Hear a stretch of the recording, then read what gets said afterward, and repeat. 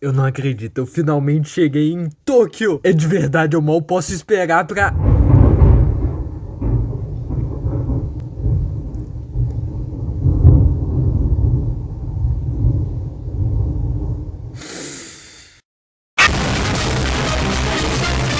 Você pode estar pensando como eu cheguei nessa situação, porque com minha sorte isso realmente aconteceria se eu pisasse em Tóquio. Sim, o trovão era de verdade. Então se rolar algum acidente na fábrica do universo e eu de alguma forma ficar rico, façam seus bunkers já porque os ZT estão vindo. Mas por agora nós tá suave. Esse aqui é um anime com um nome muito amorzinho. Dead Demons Destruction. Os trovão estão vindo na hora certa, hein, mano? Uma hora nós fala de Durarará, na outra a gente fala de Dandadan, e agora DDDD. Rapaz, nós tá no streak, daqui a pouco tá brotando Dororô e Dororedoro aqui no canal.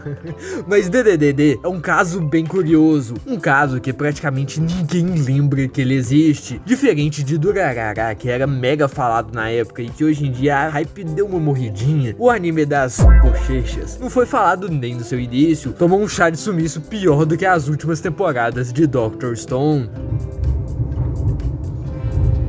Mas porra, olha esse estilo de arte hiper único, cenários com essa beleza e um título sequelado desse. A audácia de fazer uma parada dessa e meter Dead Demons Destruction como título, meio que significa que uma certa confiança na história o autor tinha, seja lá quem seja. Asano Inyo, o mesmo autor de Oyasumi Pum Pum e Soranin.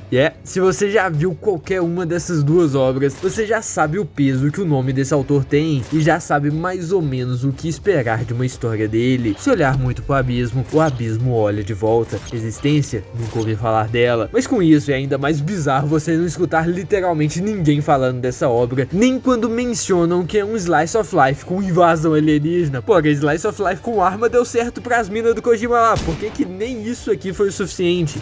Bom, o quão negativa é a sua visão de mundo? Foi mal, te estudei com uma questão filosófica, né? Eu era bom nessa merda, mas não significa que eu gostava de filosofia também não. Mas a parada é que essa história se encontra num lugar bem único. Quanto mais negativo você vê o mundo, mais as ações dos personagens são acreditáveis. Quanto mais positivo você vê o mundo, menos você consegue fazer sentido no que você tá vendo. E como 99,9% das pessoas se encontram no meio desse espectro e não nas extremidades, a maioria das pessoas que assistem saem frustradas ou no mínimo indiferente do que acabaram de assistir, e eu não sei qual que é pior. Uma história que tem um eye-catch insano, uma ideia inicial sensacional, mas que talvez falha em certos pontos que juntos impedem que a história alcance seu potencial construído, sem falar na divisória forma de contar a história e da maneira cínica de construir personagens. Uma história criada a partir de contrastes, e são os mesmos contrastes que a jogam na caixa do esquecimento. Quando você fala de anime de invasão alienígena, você imagina uma parada tipo Independence Day, ou Will Smith dando um tapa num alien, sei lá, Will Smith? Eu já não te vi antes.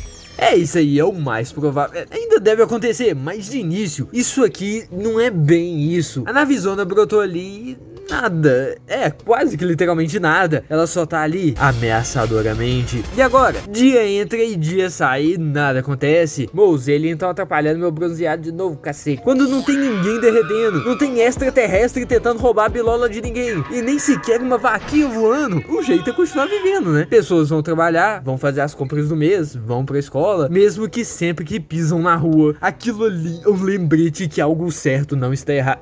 Algo errado não está certo.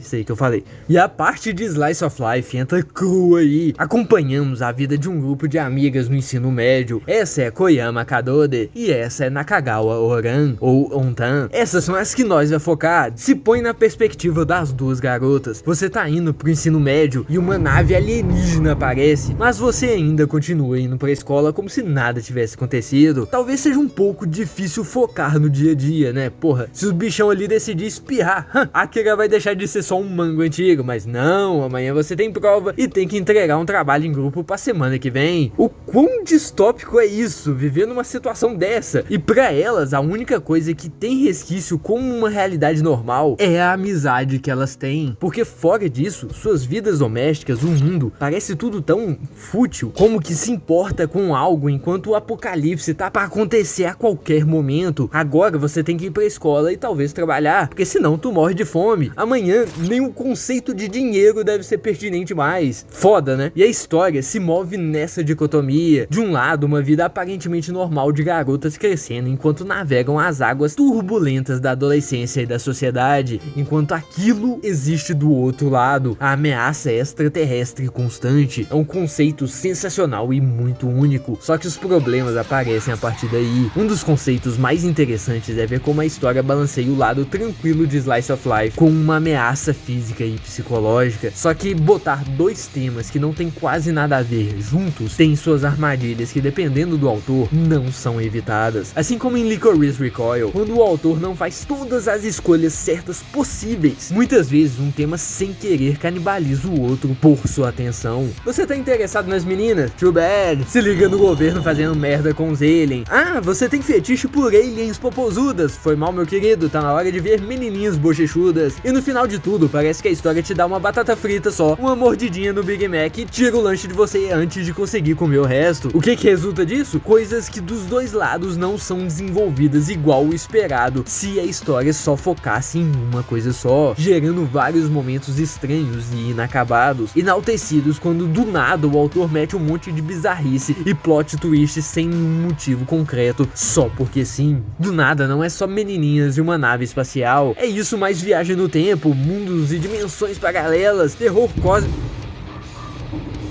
cósmico que nem os alienígenas sabem o que tá rolando. E quando você assusta, aconteceu um monte de coisa e não aconteceu nada ao mesmo tempo. Você começa a história com um ponto de interrogação e sai dela com o mesmo ponto de interrogação. Nada é solucionado e tudo é colocado. Você sente o autor se perdendo na própria história enquanto ela tem seu progresso, passando a ideia que a crítica mostrada por contrastes que a história tem como pilar é só mais uma das coisas que o autor achou legal, mas tem medo de explorar mais e desapontar quando a mística daquilo não for mais misteriosa. Então tudo da história se baseia no isso tá acontecendo por algum motivo. Qual é esse motivo? Sei lá. Se virem aí, galera, vocês não são bons em fazer fanfic? O autor não precisa fazer a história de verdade não, tá suave. Fica com a comunidade aí. Só que nesse aspecto você já consegue perceber que a história tem um potencial imenso. Aquele brilhinho no olho que você fala que, caralho, esse aí só vai parar no topo. Só que ela infelizmente toma umas porradas no meio do caminho que a impede de subir tão alto na perspectiva popular.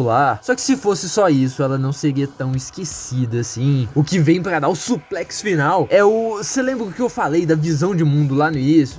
Eu te garanto que mesmo se você for a pessoa mais negativa em existência, você não é tão cínico pra achar acreditável todas as ações de todos os personagens dessa história, que pra muitas pessoas são vistos como simplesmente lunáticos, tirando muito a imersão. Muitas vezes você realmente não consegue entender qual a linha de pensamento dos personagens pra fazer tal decisão. O bait de menina alternativa ver um alien sobrevivendo a um acidente traumático e depois fugindo, obviamente significa que ele vai crescer e virar um assassino em massa de imigrantes brutalmente, deletando eles com um grupo de gente que de alguma forma pensa igual, que ele achou em qualquer buraco por aí. What? É político fazendo as coisas mais dementes possível, enquanto a resposta mais fácil e mais beneficial monetariamente é outra.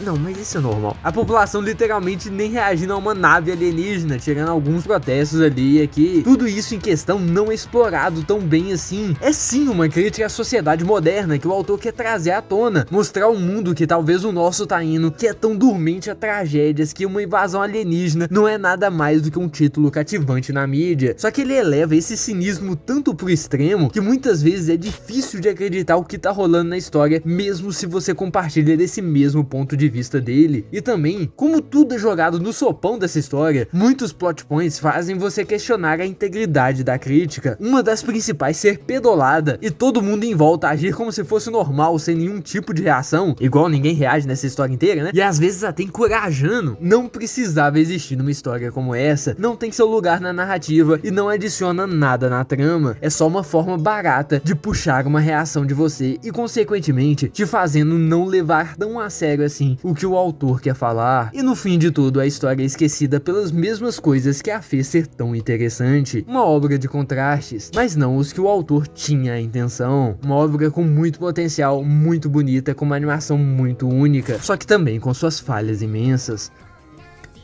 Parabéns, animes, vocês realmente colocaram uma explosão nuclear ao som de menininhos de anime.